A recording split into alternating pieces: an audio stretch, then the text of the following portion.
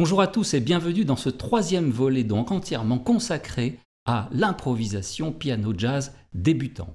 Si vous avez suivi donc nos deux précédents tutoriels, vous avez appris donc à improviser donc sur un accord, un petit donc motif basé sur des gammes et des arpèges, toujours avec cette notion d'alternance entre la tension et la détente. Dans le précédent tutoriel, le second, nous avons donc vu comment appliquer cette formule donc à l'une des progressions les plus courantes du jazz, c'est-à-dire le 2-5-1. Eh bien, dans ce troisième volet, vous allez apprendre comment passer donc d'un thème réel à une improvisation, puisque l'improvisation doit évidemment avoir un lien de parenté avec le thème qu'elle représente. Et pour cela, on va prendre donc un petit blues de 12 mesures en sol très simple. Et on va voir comment, avec ces 5 étapes, passer du thème à l'improvisation. Alors si vous êtes d'accord, nous y allons tout de suite.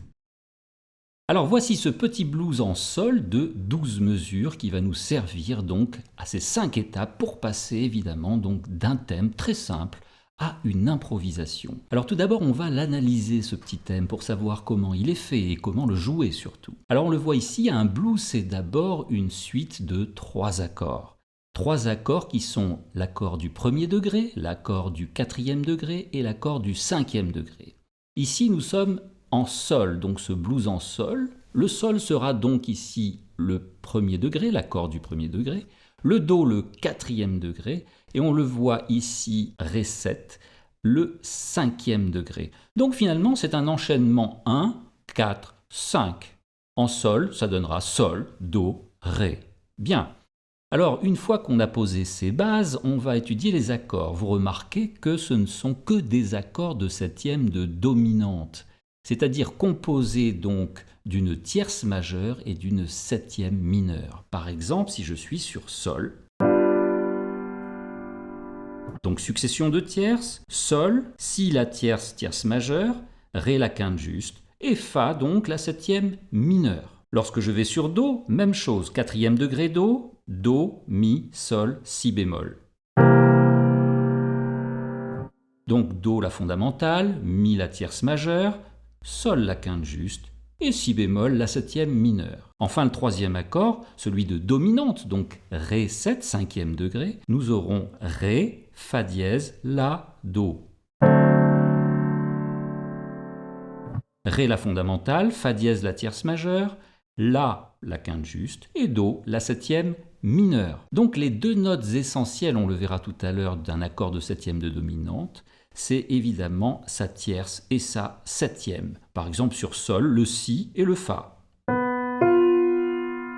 qui forment, on le voit, une quarte augmentée ou une quinte diminuée, ce qu'on appelle un triton. Alors on va voir maintenant comment jouer effectivement cette grille à la main gauche. Alors à la main gauche, on va justement, pour simplifier les choses, uniquement utiliser la tierce et la septième de chacun de ces 3 accords de septième de dominante. Par exemple, sol 7, sol si ré fa, nous allons simplement utiliser le si, c'est-à-dire la tierce, et le fa, la septième. Alors je vais les inverser, on va voir fa si ici. Et pour représenter mon sol 7, fa si, simplement 7, 3. Pour passer à do 7, vous le voyez ici en seconde mesure, je vais simplement descendre ceci d'un demi-ton. Les deux notes vont descendre d'un demi-ton, on va avoir mi si bémol. Mi si bémol, c'est la tierce et la septième mineure, donc de do 7. Et ensuite, pour le troisième accord, on passera donc de sol 7. En montant d'un demi-ton, cette fois-ci les deux notes, on aura fa dièse do pour l'accord 5 de ré 7,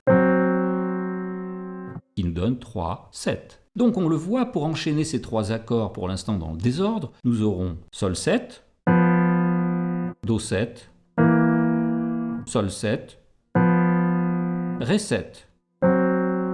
Vous voyez, on bouge le moins possible entre les 3 accords, ce qui va simplifier notre main gauche évidemment, pour se consacrer évidemment à la main droite et à l'improvisation. Alors on va voir maintenant le thème. Alors le thème, c'est un thème très simple qui est en croche, blanche, noir pointé croche, on le voit ici, etc. Alors, c'est un thème joué swing. Là, je vous renvoie donc au tutoriel que j'ai réalisé donc pour comment jouer swing, évidemment. Donc, jouer ternaire. Donc, ce swing, je vous le rappelle, donc ne touche que les croches, hein, non pas les noires, ni les blanches, ni les rondes, etc., mais bien les croches uniquement. Alors, pour rappel, hein, simplement, la valeur longue donc, du temps, ce sera la première croche, celle qui est sur le temps, ici par exemple le si, et puis la valeur brève, le mi, celle qui est sur la deuxième partie du temps, sera la valeur brève, donc la valeur courte finalement. Donc je vous le rappelle, ici sur la gamme de Do majeur par exemple, on va avoir donc cette alternance de longue et de brève. Par exemple,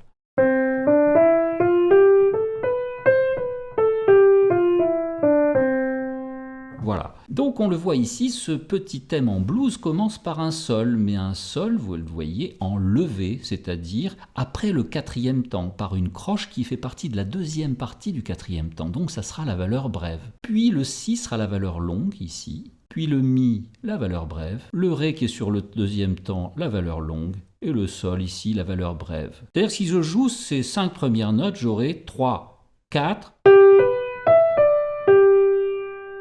Voilà, là je joue en swing, c'est-à-dire en ternaire, avec cette alternance donc de longue et de brève. Alors on va maintenant jouer ce petit thème à la main droite et avoir ceci. 3, 4.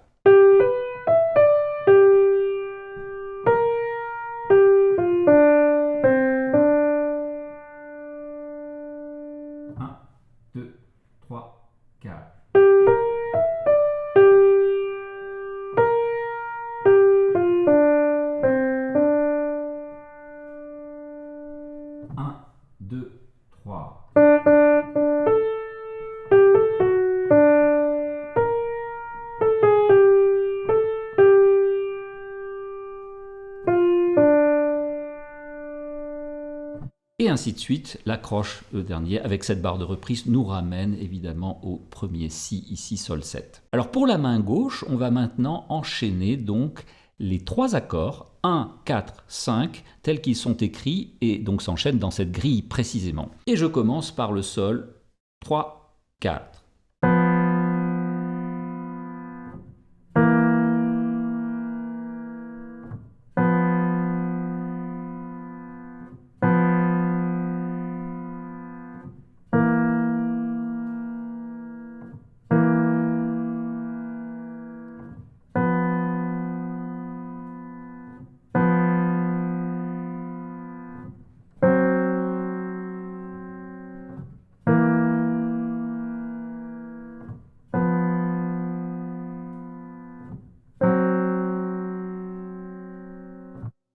Voilà, donc si je regarde cette grille et le sens de cet enchaînement, on va avoir donc première mesure le 1, sol 7, deuxième mesure le 4, do 7, troisième mesure le 1, sol 7, pour 2 mesures, quatrième mesure, sol 7 également. Deuxième ligne, quatrième degré, do 7, pour 2 mesures, donc également sixième mesure, do 7. Puis je reviens à sol 7 en septième mesure, pour 2 mesures, donc huitième mesure également, sol 7. Ensuite, troisième ligne, donc 9e mesure ici, ré 7, le 5e degré. Après, je repasse par le 4e degré, do 7 en 10e mesure. Et 11e mesure, je reviens au 1er degré, sol 7, pour finir la 12e mesure sur ré 7, le 5e degré. Donc en gros, j'ai 1, 4, 1, 1, 4, 4, 1, 1, 5, 4, 1, 5. Alors on finit bien sûr sur le 5, la dominante, pour pouvoir avec la reprise reprendre sur le 1, sol 7 au début. Car il va y avoir évidemment plusieurs chorus joués. Un chorus, je vous le rappelle, c'est joué du départ à la fin ici. Ce qui va nous permettre évidemment donc d'abord de donner le thème et ensuite donc de faire une série d'improvisations cette fois. Alors à présent, on va jouer sans accompagnement donc cette petite grille de blues à la main gauche avec le thème à la main droite. 3, 4.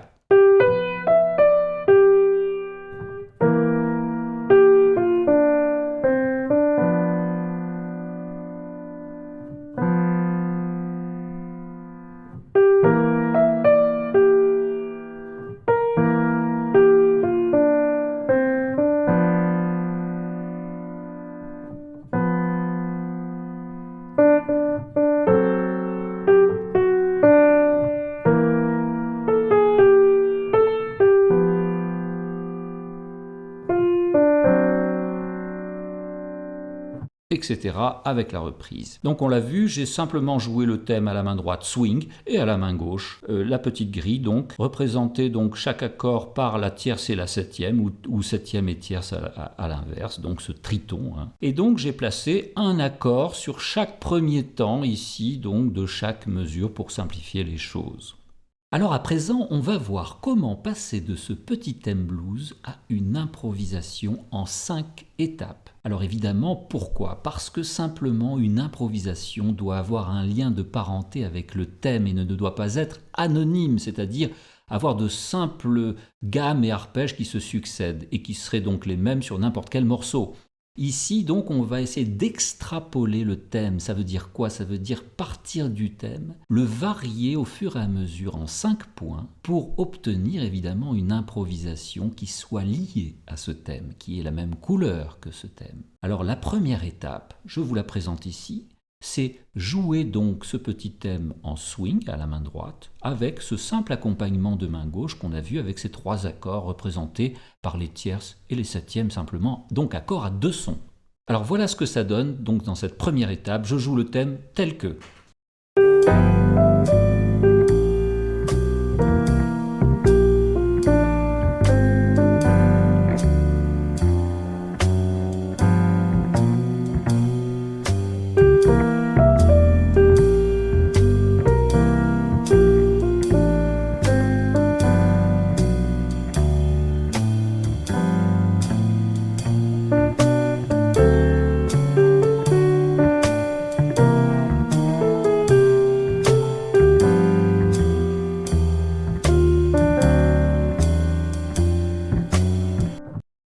Alors à présent, la seconde étape, elle va consister simplement à conserver le thème, les notes du thème telles que, mais à en changer le rythme. Alors bien sûr, changer le rythme, ça veut dire toujours conserver évidemment le feeling swing, c'est-à-dire ternaire, quoi que je fasse. Et toujours donc à la main gauche, mes accords tombant effectivement au bon moment sur chacune des mesures donc indiquées ici sur la partition.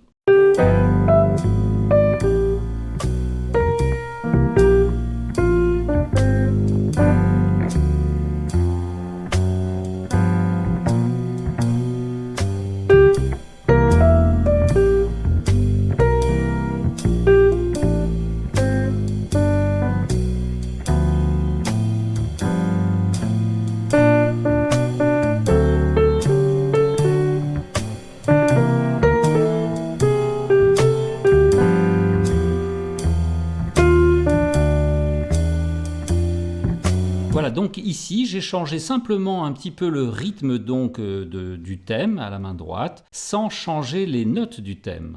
C'est une première variation du thème. La troisième étape va consister à ornementer un petit peu les notes. Ornementer, ça veut dire quoi? Ça veut dire l'ornementer les notes du thème par des petits glissés comme ça, des petites appoggiatures, ce qu'on appelle les grace notes en anglais. Donc des petites appoggiatures qui vont faire par exemple en montant ou en descendant, voilà, qui sont très utilisés dans le jazz aussi. Donc des petits ornements comme ça sur chaque note du thème.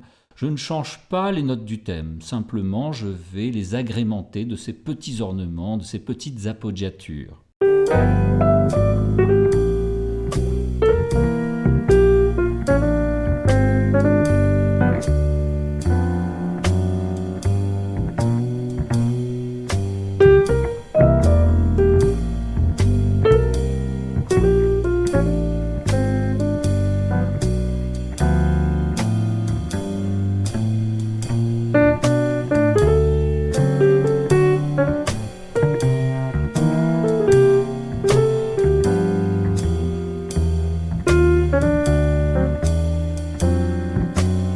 Voilà, donc ici les notes du thème n'ont pas été changées du tout, je les ai simplement ornées par ces petites appoggiatures, ces petits glissés qui sont propres au jazz. Quatrième étape maintenant, on va simplement insérer de nouvelles notes dans le thème, à l'intérieur du thème. Alors bien sûr, on peut insérer des notes donc sur les moments un peu plus passifs du thème. Par exemple, on le voit ici en mesure 1, troisième temps, on a une noire pointée. Donc ça nous laisse un peu d'espace pour insérer de nouvelles notes. Au choix, ce sont des notes personnelles que je vais insérer. sans trop toucher au thème. Bon, on peut modifier quelques notes du thème, mais toujours garder donc le profil de ce thème. Ou alors ici, en mesure 3 et 4, on le voit, la mélodie est complètement passive avec cette ronde Ré et puis les silences qui suivent. Donc là, on peut insérer de nouvelles notes qui vont faire le lien entre les deux phrases du thème ici. Donc, quatrième étape, insertion donc de nouvelles notes dans le thème.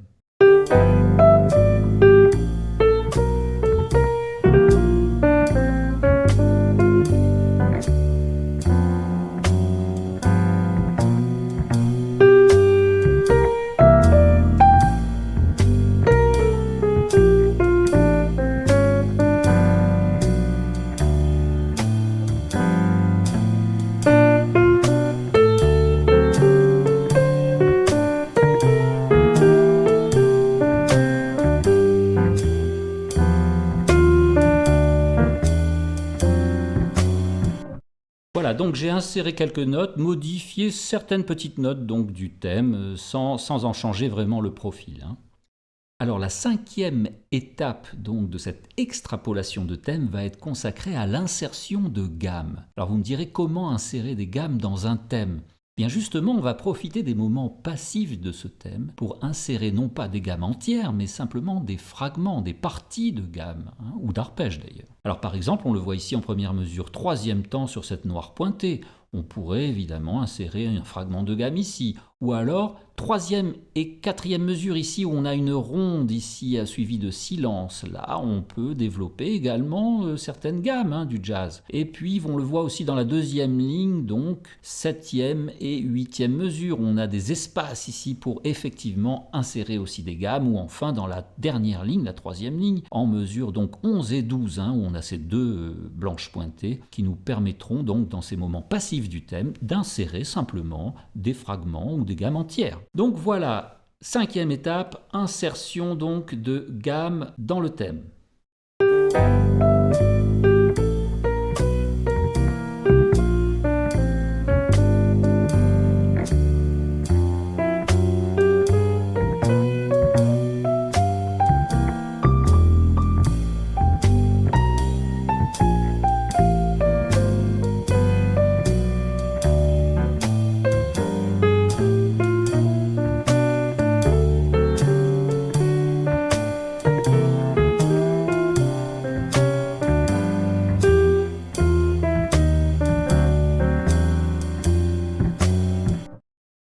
Alors pour terminer, on pourrait rajouter une sixième étape, qui serait simplement un mélange des 5 étapes précédentes. Autrement dit, un mélange du thème tel que, ensuite un changement de rythme du thème, puis une ornementation des notes du thème, ensuite l'insertion de nouvelles notes dans ce thème, et enfin l'insertion de gammes dans les moments passifs du thème. Là, nous aurons donc librement le choix entre ces 5 variations de thème dans cette donc sixième présentation qui est donc un mélange des 5 étapes précédentes. Alors là, je vous renvoie aux relations gamme-accords qui font partie donc de notre section, donc les accords du jazz et les gammes pour improviser, pour savoir effectivement sur ces accords dominantes quelles sont les gammes ou les arpèges que l'on peut utiliser.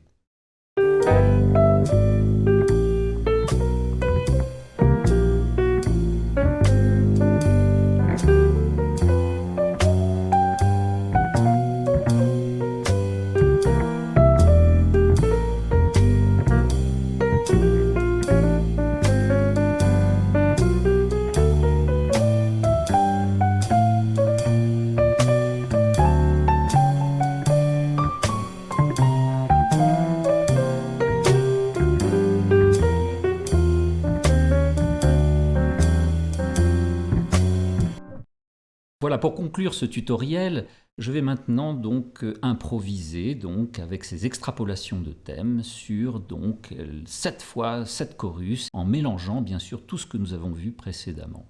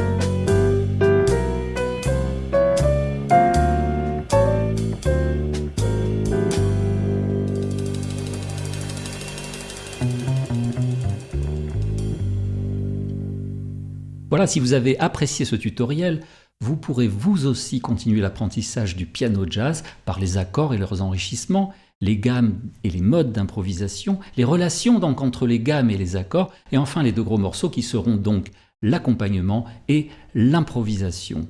Alors j'ai conçu donc cet ouvrage avec son DVD de 2 heures qui passe en revue toutes les techniques du piano jazz de A à Z, c'est-à-dire de débutant à avancé. C'est dans le shop.musiclassroom.com, le lien direct est dans la description de la vidéo. Merci de vous abonner, de partager, de commenter et d'activer la petite cloche pour ne louper aucune nouveauté. Quant à moi, je vous remercie de votre écoute et je vous dis à très vite pour un nouveau standard.